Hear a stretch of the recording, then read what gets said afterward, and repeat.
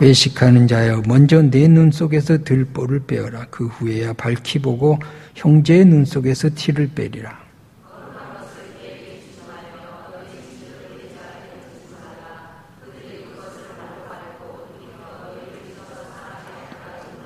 구하라 그리하면 너희에게 주실 것이요 찾으라 그리하면 찾아낼 것이요 문을 두드리라 그리하면 너희에게 열릴 것이니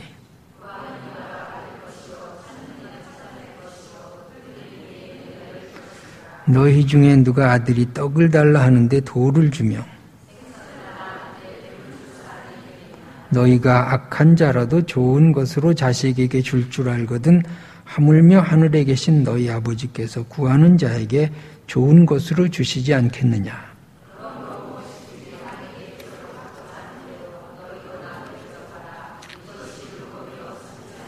아멘.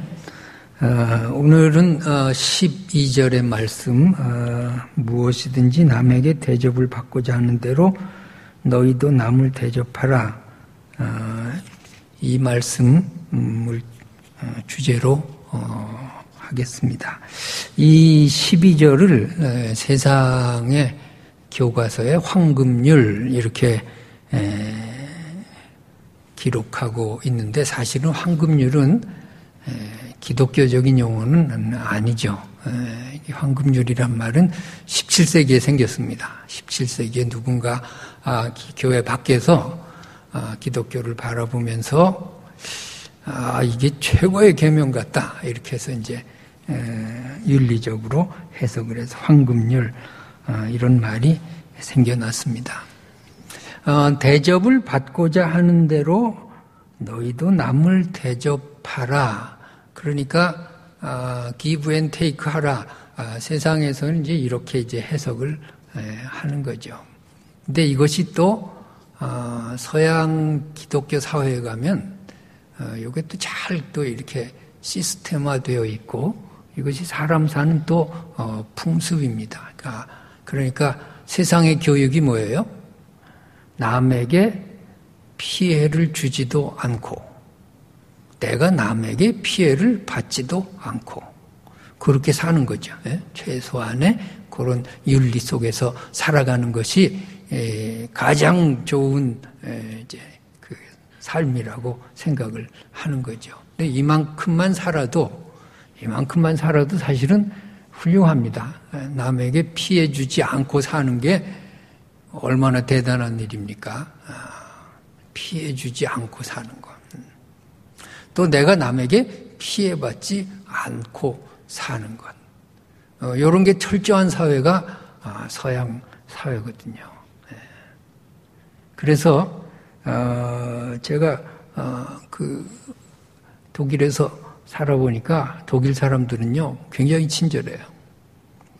길을 물으면 길이 보이는 데까지 가능한 곳까지 동행을 해요.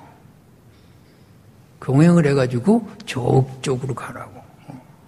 우리는 길 물으면 어떻게 해요? 고개 찢하면서 그게 어딘지도 몰라 하는데 거기는 이렇게 안내를 잘 해줘요. 그것이 이제 습관이 되어 있는 거예요. 친절이 습관이 되어 있어요. 제가 한번 공부를 마칠 쯤에 교통사고를 당했어요. 교통사고를 당해가지고 우리 큰애가 2살 됐는데 자꾸 소 보러 가자고 농장 가자고 그 토요일 날 차를 몰고 가는데 둘째는 이제 배가 이만큼 불러서 이제 한두 주면 해산 날이 되는데 그냥 마지막에 이렇게 좌회전하는데 뒷차가 들이받았어요. 들이받아가지고서는 그 참 다 죽어야 되는데 그 옆을 들이받았으면 다 죽었죠. 근데 그 옆하고 뭐 뒤 모서리를 어떻게 받쳤나 봐요. 받치는 순간은 저도 기억이 안 납니다. 그 차는 막 새카맣게 연기가 나고 막 두 바퀴 굴르고 그랬는데 제가 잘못한 것이 아니에요. 그 뒤에 포쉐라고 하는 차가 경주용 차가 좌회전하는 차를 이제 못 보고 들이받은 것 같은데 그때 참 놀라운 광경은 가던 차들이 전부 스톱. 그리고 나한테 와가지고 다친 데 없냐. 내가 증인 쓰겠다. 당신이 잘못한 거 아니다. 저 차가 잘못했다. 전화번호 적어주고 필요하면 연락해라. 이러더라고요. 이래요. 그래서 이야 대단하다. 대단하다. 이 나라 참 대단하다. 근데 이것이 기독교적인 마인드를 가진 나라가 사는 사람들의 모습이에요. 그러니까 친절해요. 최대한 배려를 해줘요. 배려를. 근데 그런 줄만 알았는데, 근데 내가 남에게 피해를 받지 않는다라고 하는 면에도 또 철저하더라고요. 그래가지고 은행에 줄을 서는데요. 뒤에서 기다리잖아요.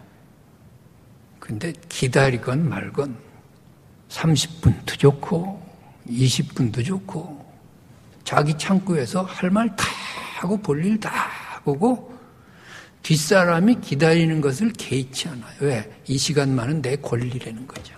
내 권리라는 거예요. 근데 불평하는 사람도 하나도 없어요. 그냥 그러려니 하고 또 참고 20분, 30분 기다리더라고요. 기다려. 내가 한 번은 스위스 어디를 갔는데 그때는 핸드폰도 없을 때니까 공중전화 박스가 하나밖에 없어요. 하나밖에 없는데 어떤 여자가 동전을 한 100개는 넣었을 거야. 떨어지면 또 넣고 한 40분 한 것 같아요.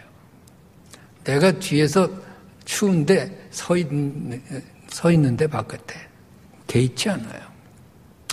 이 전화 거는 시간은 내 시간이니까 너하고 상관없다.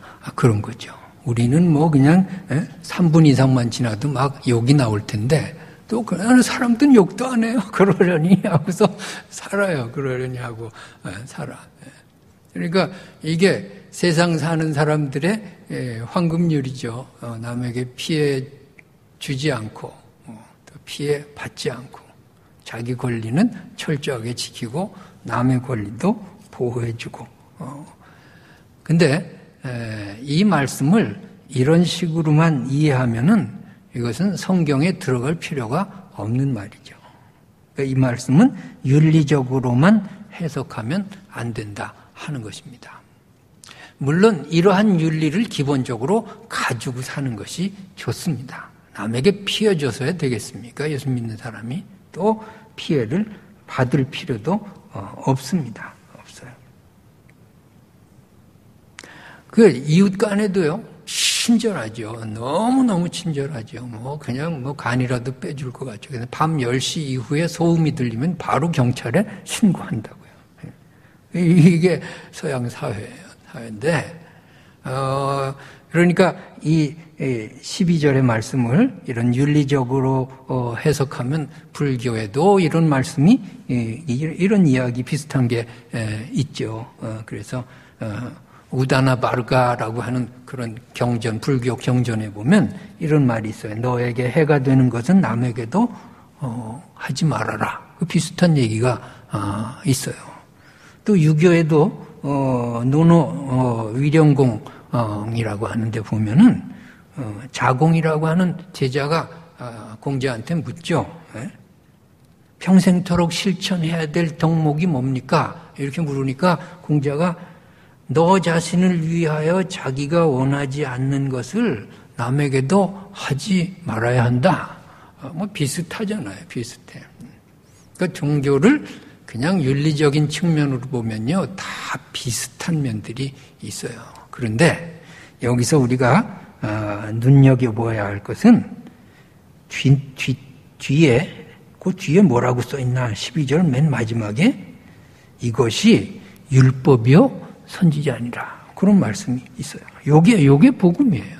이것이 율법이요 선지자라. 뭐가 율법이요 선지자냐면 남에게 대접을 받고자 하는 대로 너희도 남을 대접하라. 이것이 율법이요 선지자라는 거예요. 율법이요 선지자라는 말이 뭐냐 하면은 그때는 구약 성경밖에 없으니까 성경 전체라 그 말이죠. 성경 전체라 그 말이죠. 성경이 말하는 바가 바로 이거다. 그럼 이 말을 도대체 어떻게 해석해야 될까? 그래서 성경 전체를 봐야 돼요. 율법이요 선지자란 말이 어딘가 또 있어요. 기억나죠? 우리 마태복음 22장 35절에서 40절의 말씀 한번 같이 읽어볼까요? 그 중에 한 율법사가 예수를 시험하여 묻되 선생님 율법 중에서 어느 계명이 크니까? 예수께서 이르시되 내 마음을 다하고 목숨을 다하고 뜻을 다하여 주 너희 하나님을 사랑하라 하셨으니 이것이 크고 첫째 되는 계명이요 둘째도 그와 같으니 내 이웃을 내 자신같이 사랑하라 하셨으니 이 두 계명이 온 율법과 선지자의 강령이니라. 그러니까 온 율법과 선지자라는 말이 여기도 들어있어요. 그러면 율법과 선지자 이것도 성경 전체의 강령은 요절이란 말인데 성경 전체를 집약한 말씀이 하나님을 사랑하고 이웃을 사랑하라는 그 말이 성경 전체의 요절이다. 그러면 여기 마태복음 12장의 말씀도 거기에 준해서 해석해야 하겠습니다. 남에게 대접을 받고자 하는 대로 너희도 남을 대접하라는 그 의미가 뭘까? 그것이 바로 하나님 사랑과 이웃 사랑, 하나님 사랑과 이웃 사랑의 그 말씀이다 하는 것입니다. 그럼 여기서 중요한 단어는 사랑이라고 하는 것입니다. 자, 율법하고 선지자가 있어요. 율법과 선지자, 율법과 선지서 이것이 성경의 별명이에요. 그러니까 중요한 것은 율법은 무엇이고 선지자는 무엇이냐 하는 것입니다. 자, 구약 성경을 크게 네 가지로 구분하죠. 네 가지로 구분해요. 뭐죠? 율법서도 있고, 역사서도 있고, 예언서도 있고, 시가서도 있고, 그렇죠? 예. 그 율법서는 뭐냐 하는 거죠. 율법서는 왜 율법서가 주어졌느냐 하는 거죠. 이 율법서가 굉장히 두꺼워요. 모세 오경이 다 율법서예요. 이거 왜 주어졌을까? 여기에 사랑의 비밀이 담겨 있어요. 율법서가 주어진 목적은 인간을 사랑하시는 하나님의 계획이에요. 에덴 동산의 그 모습을 회복시키고자 하는 그런 하나님의 법이 들어있는 것이 바로 율법이에요. 에덴 동산에는 뭐가 있나요? 하나님과 인간 사이에 사랑이 있었어요. 그 사랑이 어떻게 나타나느냐 하면은 하나님이 인간을 향한 사랑은 긍정으로 나타나요. 보시기에 좋았더라. 이것이 사랑이에요. 하나님이 인간을 긍정하시는 것이 사랑의 모습이에요. 자, 인간은 하나님에 대한 사랑을 어떻게 표현하나요? 계명을 지켰다 하는 거예요. 계명을 지켰다는 거예요. 그러니까 하나님과 인간 사이의 사랑은 긍정과 계명 안에 사는 것, 이것으로 표현되고 있어요. 그러니까 우리가 사랑한다는 게 뭘까요? 사랑한다는 건 무질서가 되는 것이 아니에요. 상대방에 확 기대가지고 내가 그냥 다 유익을 다 취하고 상대방이 막 나 때문에 손해를 이렇게 하는 것이 사랑이 아니에요. 사랑은 긍정 속에 있어요. 긍정 속에 있어요. 누가 누구를 긍정한다라고 하는 거. 거기에 사랑이 있는 거예요. 자, 우리가 지금 어떻게 살고 있죠? 우리가 어떻게 구원받았죠? 하나님이 나를 긍정하셨어요. 우리는 우리의 행위로 보면은 다 지옥불에 가야 되고, 우리는 다 멸망받아야 되고, 우리는 구원의 가망이 전혀 없는 존재들인데, 하나님이 우리를 긍정하셨어요. 긍정하셔서 너는 내 아들이다. 너는 내 딸이라. 이렇게 우리를 긍정하셔서 구원시켜 주셨어요. 이것이 하나님의 사랑인 줄 믿습니다. 하나님이 지금도 나를 긍정하세요. 내가 형편없는 존재고 너무 어렵고 사는 게 힘들고 경제적으로 꽉꽉 막혀 있고 건강도 좋지 못하고 여러 가지 해결할 문제 속에서 근심도 있고 두려움도 있지만 그러나 하나님이 여러분을 긍정하심을 믿으시기 바랍니다. 너는 할 수 있어.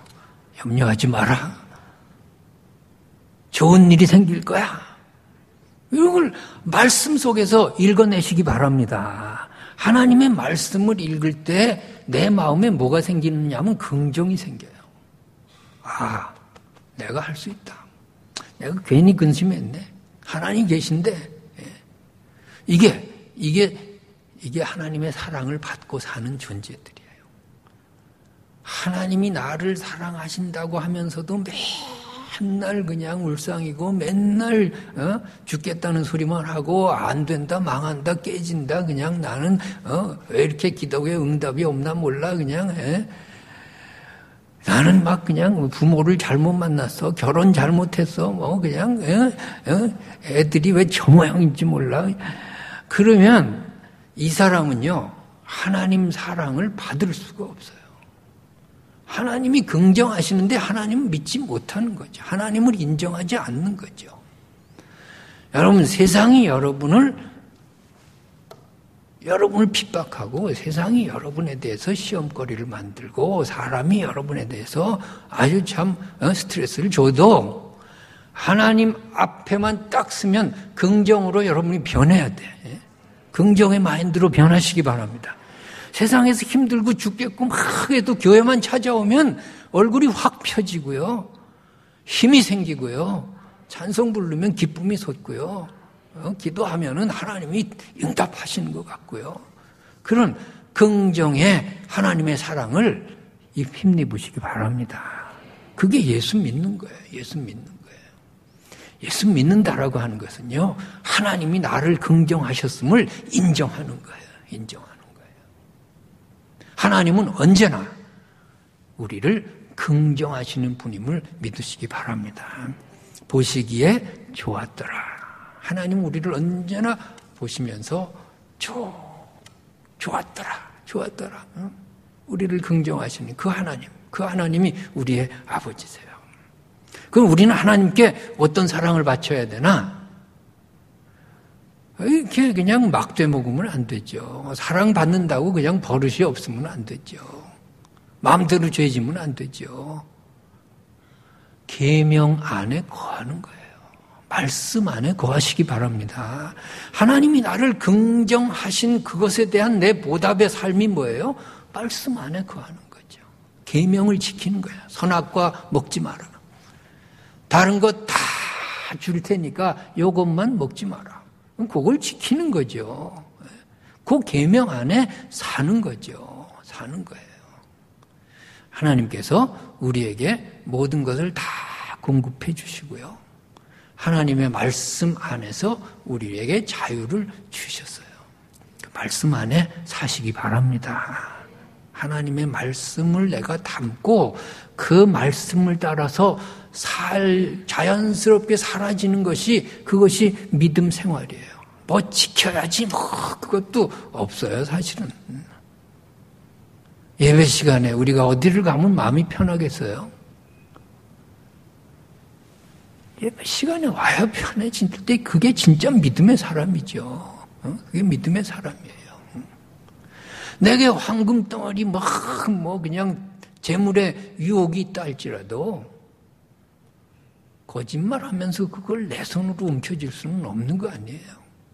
왜? 하나님의 계명이 그게 아니라고 하는데 돈에 눈이 어두워가지고서 사람을 속일 수는 없는 거예요. 여러분 그 계명 안에 사시기 바랍니다. 계명 안에 사는 거예요. 그러니까 항상 우리가 말씀을 가까이 해야 되는 이유가 뭐예요? 우리가 자꾸 계명을 잊어먹어요. 우리 자꾸 건망증이 많아요. 그래서 읽고 또 읽고 또 읽고 성경은요 평생 읽어도 새로워요. 성경에 이런 말도 있었네. 그런 것들이 계속 눈에 뜨여야 이 사람이 말씀을 사랑하는 거예요. 그래서 하나님의 말씀은 항상 내가 가까이 하고 그 말씀 안에서 하나님의 뜻을 발견하고 그 뜻 안에 나를 가두어서 사는 것. 이것이 내가 하나님을 사랑하는 거예요. 자, 그 다음에 아담과 하와 사이에 사랑의 관계가 에덴 동산에 있잖아요. 그 사랑의 관계를 뭐라고 창세기는 표현할까요? 벗었으나 부끄러워하지 아니하더라. 벽이 없는 거죠. 벽이 없어요. 벽이 없어요. 사람과 사람 사이에 벽이 없어요. 이것이 사랑의 관계예요. 자, 타락은 뭐냐 하면은 이런 관계가 깨져버린 거죠. 사랑의 관계가 깨져버린 거예요. 그래서 하나님의 계명을 인간이 어겨버렸어요. 선악과를 따먹어버렸어요. 자, 인간 편에서 먼저 깨버린 거죠. 그러니까 하나님께서 인간을 긍정하지 않으셨어요. 그래서 아예 추방시켜버리잖아요. 사람과 사람 사이에 무엇을 가려야 이제 만나게 됐어요. 이런 상태가 타락의 상태라고 하는 거예요. 이대로 가면 계속 죄짓고 계속 타락하고 계속 멸망하고 이제는 구원의 가망이 없어요. 그래서 주어진 것이 뭐예요? 그것이 바로 율법이에요. 율법서는 무엇을 말하나요?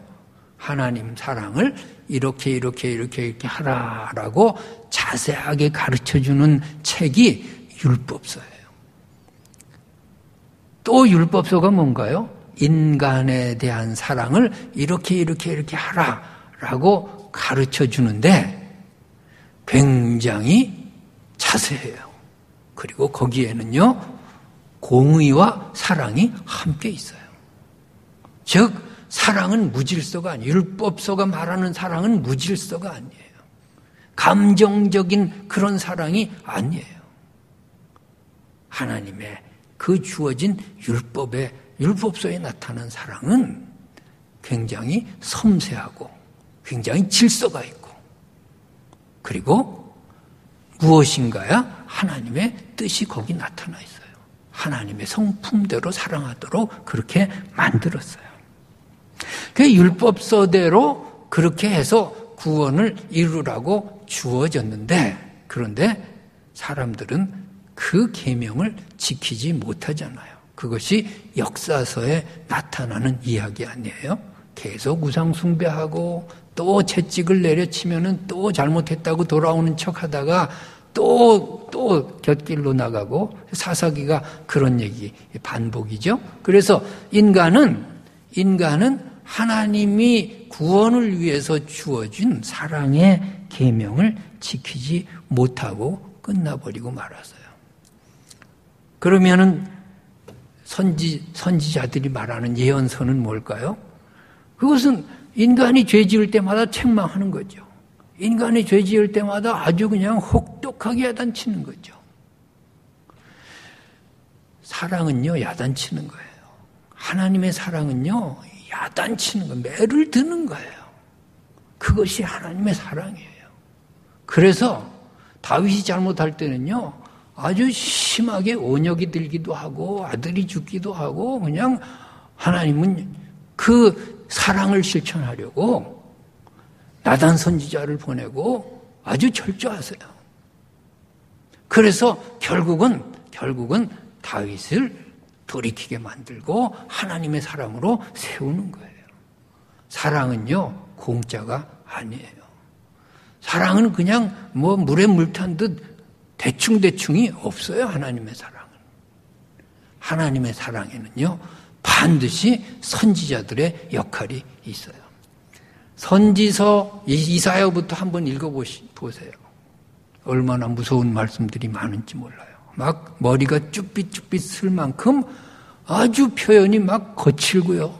막 굉장한 아주 극한 언어로서 죄에 대해서 질타하고 있습니다. 왜 그럴까요? 돌아오라는 거죠. 회개하라는 거죠. 잘못을 인정하고 네가 하나님 앞에 자복하고 그래서 구원을 이루라는 거죠. 왜 하나님 사랑하지 않느냐? 왜 이웃을 사랑하지 않느냐? 그렇게 야단을 치는 책이 바로 선지서예요. 선지서예요.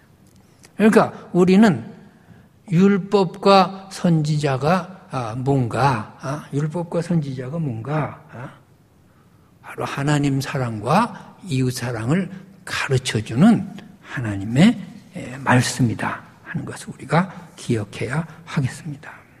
여러분, 오늘 우리가 하나님의 말씀 안에서 여러분의 나단 선지자를 만나기를 바랍니다. 여러분의 이사야를 만나시기 바랍니다. 여러분의 예레미야를 만나시기 바랍니다. 우리에게 누군가 야단치는 사람이 있어야죠. 우리에게 누군가 죄를 지적하는 사람이 있어야죠. 우리에게 누군가 너 회개하라고 하는 사람이 있어야죠. 우리에게 누군가 그거 잘못됐다라고 말하는 사람이 있어야죠. 그것은 거짓된 일이라고 누군가가 지적해야죠. 근데 누가 지적해요? 우리가 누구의 말을 듣죠? 다 교만한데 누구의 말을 듣겠어요? 하나님이 말씀하실 때에 비로소 들으시기 바랍니다. 근데 하나님의 말씀도 안 들으면 어떻게 하자는 거죠? 한국교회가 하나님의 말씀도 안 들어요. 하나님의 말씀을 자의적으로 해석해버리고 오히려 하나님을 자기 발밑에 두고 마음대로 죄 짓는 거 아니에요. 그래서 회복 불능의 상태까지 이르는 거 아니에요. 하나님을 하나님으로 우리가 모셔야 되겠습니다. 그래서 하나님의 말씀이 나에게 선지자 역할을 해야죠. 선지자 역할을 해야죠. 교인들이 교회 와서 듣고 싶은 얘기가 뭘까요? 그냥 뭐 자기 가려운 곳이나 긁어달라 그러면은 또 거기에 편승해가지고서 그러면 그것은 선지자로서의 역할은 못하는 거죠. 말씀이 여러분을 감쌀 때도 있지만 여러분을 질타할 때도 있어요. 말씀이 여러분을 위로하고 눈물을 닦아줄 때도 있지만 말씀이 채찍을 들 때도 있어요. 그 모든 것을 하나님의 말씀으로 받으시기 바랍니다. 그래야 우리가 치료될 수 있어요. 그래야 우리가 회개할 수 있어요. 그래야 우리가 돌이킬 수 있어요. 그래야 우리가 회복될 수 있어요. 그래서 하나님의 말씀은요, 너무너무 우리가 귀하게 여겨야 돼요. 하나님의 말씀을 듣는다라고 하는 것은요, 굉장한 훈련이 필요해요. 왜? 하나님은 보이지 않거든요. 그런데 사람을 입을 통해서 나오는 말씀을 하나님의 말씀으로 들어야 되니 이게 얼마만한 훈련이 필요합니까? 인간이 안 보이고 하나님의 말씀이 보이고 하나님이 직접 말씀하시는 것 같이 들으려면 얼마나 내가 겸손해져야 될까요? 또 전하는 자는 얼마나 두렵고 떨림으로 전해야 할까요? 설교 테크닉적으로 하면 누구든지 잘할 수 있어요. 어떤 테크닉 10년만 하면요, 그 분야의 전문가죠, 전문가. 10년을 똑같은 일을 하면. 근데 설교는 평생 해도 어려워요. 평생 해도 저기 앉아있으면 조마조마해요. 하나님, 오늘 한 번만 더 사용해 주십시오. 나 맨날 그렇게 기도해요. 하나님, 다음은 마시고 오늘 한 번만 더 사용해 주십시오. 맨날 그렇게 기도하고 여기 올라와요. 평생 한 설교인데 맨날 어려워요. 똑같은 설교 남의교회 가서 해도 또 어려워요. 근데 어디 가서 강연하면요, 그렇게 편해요. 너무 재밌어요. 부담 하나도 안 돼요. 그리고 또 담임을 하는 교회에서 설교한다는 것이 또 평생에 훨씬 더 어려워요. 내가 총장으로 있을 때는 오히려 설교를 더 많이 하는 날도 있었어요. 아침, 점심, 저녁. 그런데 하나도 부담이 안 돼. 왜? 내 책임 아니야. 전하고 난 가면 돼. 근데 여긴 아니잖아요. 여기는 하나님이 내게 주신 그런 백성들 아니에요. 그러면 여기서 내가 잘못 전하면 안 되죠.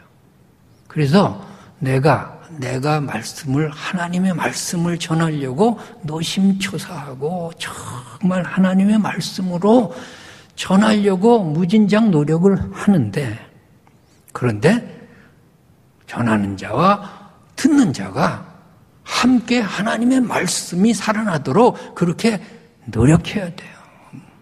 그것이 교회예요. 여러분, 하나님의 말씀으로 받는 훈련하시기 바랍니다. 그리고 하나님의 말씀을 전하는 자가 그거 10배, 20배 더 노력을 해야 되겠죠. 저는 주석책을 먼저 보지 않습니다. 주석책 아예 보지도 않습니다.